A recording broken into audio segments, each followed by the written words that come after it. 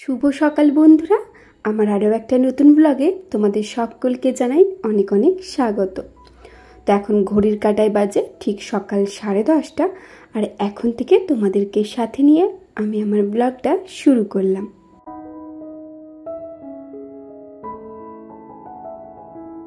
এখন আমি চলে এসেছি আমাদের নিচের যে দুটো রুম আছে সেই রুমেরই চাদর আর বালিশের কভারগুলো কাচা হবে।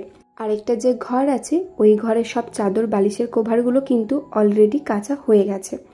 আর তোমাদের দাদাভাই যেহেতু এই রুমে ঘুমাচ্ছিল, তাই ও ঘুম থেকে ওঠার পরে কিন্তু আমি চাদর আর বালিশের কভারগুলো খুলে নেব।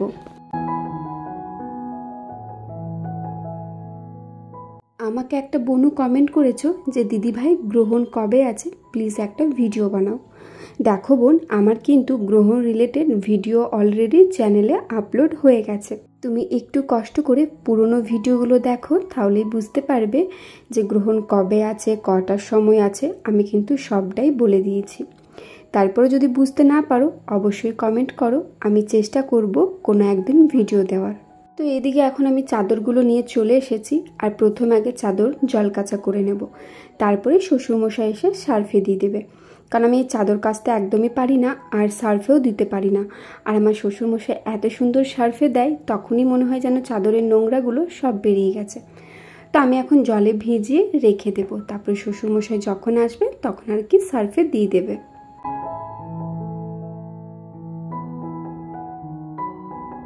কালকে আমি একটা ভিডিও আপলোড করেছিলাম, তো সেখানে লাস্ট একটা কথা বলেছিলাম যে আমি আমার ডেলিভারি কেন সরকারি হসপিটাল থেকে করাতে চাইছি না।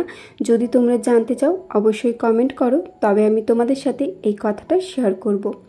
তো সেখানে অনেকগুলোই কমেন্ট এসেছে যে দিদিভাই তুমি প্লিজ বলো যে তুমি কেন সরকারি হসপিটাল থেকে তোমার ডেলিভারি করাতে চাইছো না। তো চলো আমি আমার মতো করে বলি, তবে একটা কথা বলে রাখি, কথাটা শুনে কেউ গায়ে নিও না। আমি কিন্তু কাউকে ছোট করার জন্য কথাটা একদমই বলছি না। এখন হয়তো আমার প্রয়োজন নেই, তাই হয়তো আমি যাচ্ছি না, তবে ভবিষ্যতে যে কোনোদিনও আমাকে সরকারি হসপিটালে যেতে হবে না এমনটা কিন্তু নয়। তবে যাই হোক, কেউ প্লিজ কথাগুলো গায়ে নিও না। আমি কিন্তু কাউকে ছোট করার জন্য এই কথাগুলো একদমই বলিনি। আমি শুধু আমার মতামত জানাবো, এইটুকুই আর কি। সবারই তো পছন্দ আলাদা আলাদা, তাই আর কি আমি শুধু আমার মতামতটুকু জানাবো। যাই হোক, চলো শেয়ার করা যাক তোমাদের সাথে। আসলে আমাদের এখানে যে সরকারি হসপিটাল আছে, সত্যি কথা বলতে সেইখানে সার্ভিস একদমই ভালো নয় বলতে পারো। যদিও আমি কোনো দিনই যাইনি কোনো সরকারি হসপিটালে, মানে সেরকম কোনো প্রয়োজন হয়নি, তবে যতটুকু আর কি মা কাকিমা বা আশেপাশে বাড়ির মুখে শোনা সেটাই আর কি বলছি। আমাদের এখানে যে সরকারি হসপিটাল আছে বা যে কোনো সরকারি হসপিটালেই তুমি যাও না কেন, মানে এত পরিমাপের নোংরা যেখানে আর কি একটা মিনিটও থাকা সম্ভব হয়ে ওঠে না।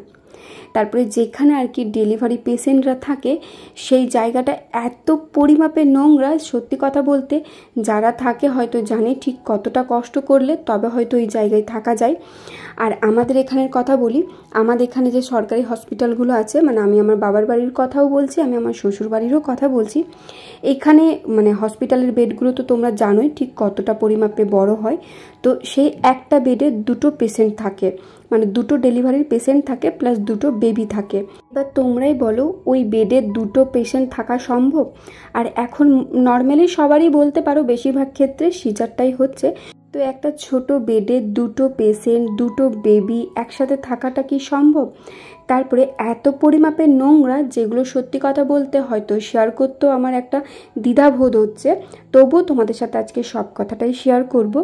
তারপর ধরো পেশেন্টের সাথে যদি বাড়ির কেউ থাকে, মানে তার থাকার যে কী পরিমাপে কষ্ট বলতে পারো, মেঝেতে শুতে হয়। আরেকটা কথা, মানে আমি আর কি শুনেছি যে সরকারি হসপিটালে যেখানে ডেলিভারি হয় আর কি, এমনকি ওখানে কুকুর পর্যন্ত ঢুকে যায়, মানে কেমন তাদের সার্ভিস তাহলে ভাবো। এবার একটা কথা বলো, সেই জায়গায় যদি কুকুর ঢুকে যায় আর মেঝেতে যদি কেউ শুয়ে থাকে, তাহলে মানে কি ব্যাপারগুলো একবার তোমরা নিজেরাই ভেবে দেখো। আমি কিন্তু ভিডিও শুরুতে প্রথমে একটা কথাই বলেছি যে আমি কিন্তু কাউকে ছোট করার জন্য এই ভিডিওটা করিনি, আমি শুধু আমার মতামতটুকু শেয়ার করছি, এইটাই যা। তো এখন সরকারি হাসপাতালগুলো এমনই হয়ে গেছে যেখানে মানুষের কোনো উপায় উপায় না থাকলে সেখানে মানুষ বাধ্য হয়ে থাকতে হয়। তো যার কারণে আর কি সত্যি কথা বলতে আমার একদমই ইচ্ছে নেই, কারণ ওই একটা ছোট বেডে 4 জন থাকা, তারপরে বাড়ির পেশেন্ট যদি থাকে তার একটা অসুবিধা ধরো, তারপরে খাবার দাবার ওখানে এত পরিমাপে বাজে যে কিছু বলারই নেই।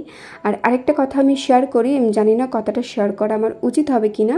আমি আমার একটা বান্ধবীর কাছেই শুনেছি যে যেখানে আর কি ডেলিভারি হয়, বা যেখানে হয়তো ডেলিভারি হবার পর যখন যে জায়গাতে আর কি মারা থাকে, মানে একটা বড় হলের মতন ধরো, তো সেখানে মানে বেবি হয়ে যাবার পরে তো প্রত্যেকটা মায়েরই পিরিয়ডস চালু হয়ে যায়।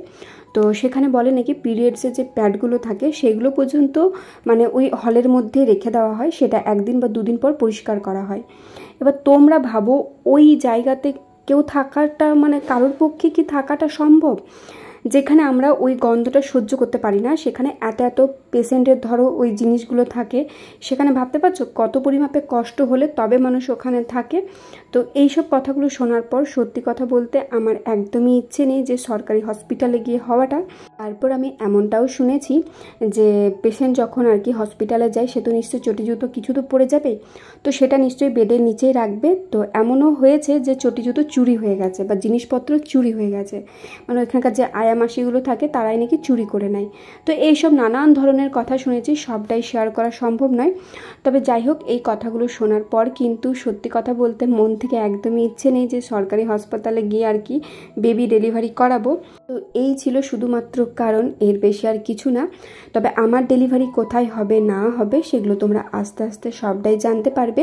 যখন আর কি তোমাদেরকে আমি জানাবো যে আমার কখন ডাক্তার ডেট দিল, তখনই আমি তোমাদেরকে জানিয়ে দেবো আমার ডেলিভারি কোথায় হবে, মানে কোন নার্সিং হোমে হবে বা কোন হসপিটালে হবে, সবটাই তোমাদেরকে জানিয়ে দেবো। যাই হোক, কথাগুলো শুনে যদি কারোর খারাপ লাগে বা গায়ে লাগে, আমি কিন্তু বারবার বলে দিচ্ছি মানে নিজের মনে করে ক্ষমা করে দিও, কারণ আমি শুধু আমার মতামতটুকু শেয়ার করেছি, এর বেশি কিন্তু আর কিচ্ছু না।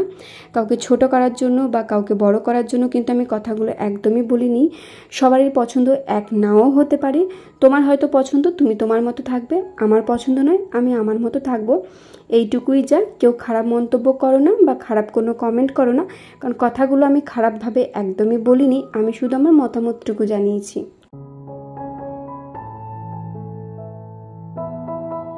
তো তোমাদের সাথে গল্প করতে করতে আমার অনেকখানি কাজ হয়ে গেছে, আর এখন হয়ে গেছে বিকেল। তো দুপুরে খাওয়া দাওয়া করার পর ওষুধ খেয়ে আমি একটু ঘুমিয়ে পড়েছিলাম, আর বিকেলে উঠে এখন করে নেব পাস্তা। আসলে তোমাদের দাদাভাই তো প্রত্যেক দিন দেখো চাউমিনটাই বেশিরভাগ খাই, প্রত্যেক দিন না, ওই সপ্তাহে 2 থেকে 3 দিন।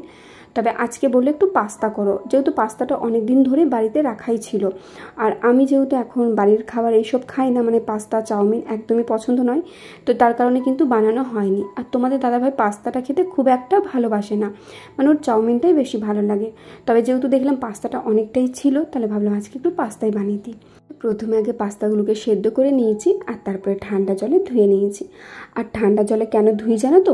গরম জলে দেবে কেমন একটা আঠা আঠা টাইপের থেকে যায়, তো সেটা যদি ঠান্ডা জলে ভালো করে ধুয়ে নেওয়া হয় দেখবে বেশ ভালো মানে ঝরঝরে টাইপের হয়, চাউমিন বলো আর পাস্তাই বলো। তো ভালো করে জলে ধুয়ে নিয়েছি, আর তারপরে এখন কড়াইয়ে তেল দিয়ে দিয়েছি, আর তেলের মধ্যে 1 চামচ হলুদ দিয়েছি।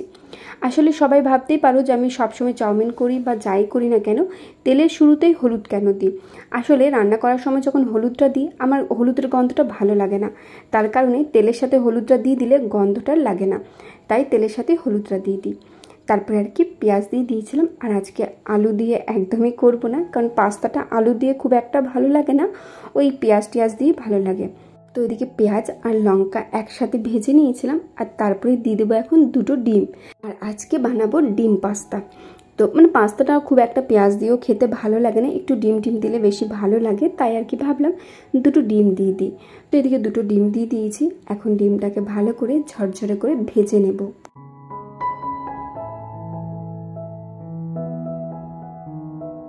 জানো তো বন্ধুরা, আগে আমার এই বাড়িতে চাউমিন পাস্তা এত ভালো লাগতো, প্রায় 2-3 দিন পর পরই কিন্তু বাড়িতে বানাতাম আর খেয়ে নিতাম। তবে এই প্রেগনেন্সি জার্নিতে দেখছি আমার বাড়ির খাবার একদমই ভালো লাগছে না।